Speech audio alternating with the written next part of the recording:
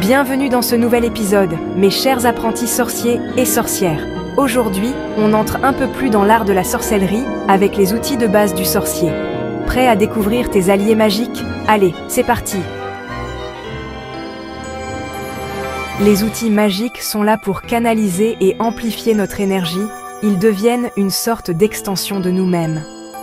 Dans de nombreuses traditions, chaque outil a un rôle bien précis et se connecte à des éléments spécifiques. Mais pas de panique, tu n'as pas besoin de tout avoir d'un coup. Découvre ce qui te parle le plus et commence doucement.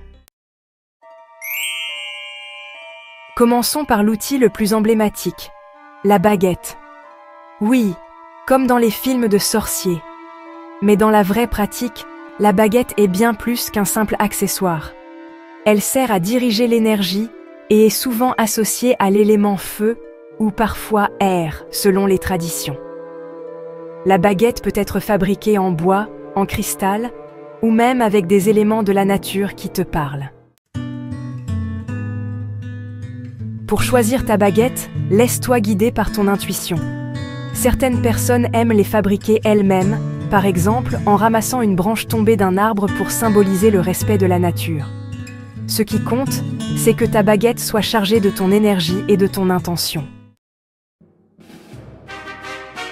L'atame, ou couteau rituel, est un autre outil puissant.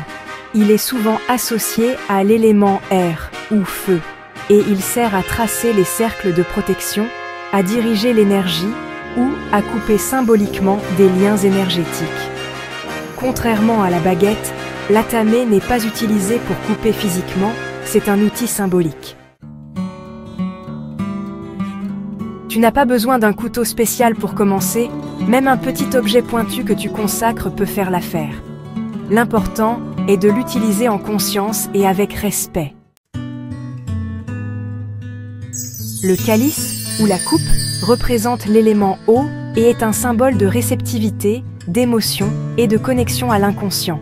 C'est un outil que l'on peut remplir d'eau ou de vin lors des rituels pour symboliser la vie, les émotions et la connexion avec le sacré. Ton calice peut être très simple, un verre, une coupe que tu aimes ou même un bol spécial. L'idée est d'avoir un récipient dédié pour inviter l'énergie de l'eau, de l'intuition et des émotions dans tes pratiques. Le pentacle, une étoile à 5 branches entourée d'un cercle, est un symbole ancien et puissant représentant l'élément terre. Il symbolise la protection, l'ancrage et l'équilibre des 4 éléments avec le 5e point, l'esprit, qui nous relie au monde invisible. On place souvent le pentacle au centre de l'autel pour invoquer la protection et attirer les énergies de stabilité.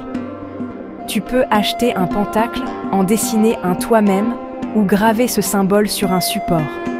Ce symbole est un rappel de l'équilibre universel et de la connexion entre les mondes visibles et invisibles. L'encensoir est un petit récipient où l'on fait brûler de l'encens pour purifier l'espace et inviter l'élément air. L'encens est utilisé depuis l'Antiquité dans les pratiques spirituelles pour élever l'énergie et préparer l'espace au rituel. Choisis l'encens qui te parle, la sauge, le cèdre, le bois de santal ou même du copal. Chaque senteur a ses propres propriétés, mais l'encens en général aide à nettoyer l'énergie et à créer une atmosphère propice à la magie. Voilà pour les outils de base, mais pas besoin de tout avoir pour commencer. Tu peux y aller pas à pas, en choisissant ce qui résonne le plus avec toi.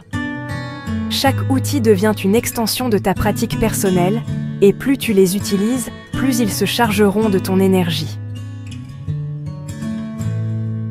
Prends soin de tes outils, nettoie-les régulièrement, et surtout, utilise-les avec respect. Tu peux aussi les consacrer en les passant au-dessus de la fumée de l'encens ou en les aspergeant de quelques gouttes d'eau.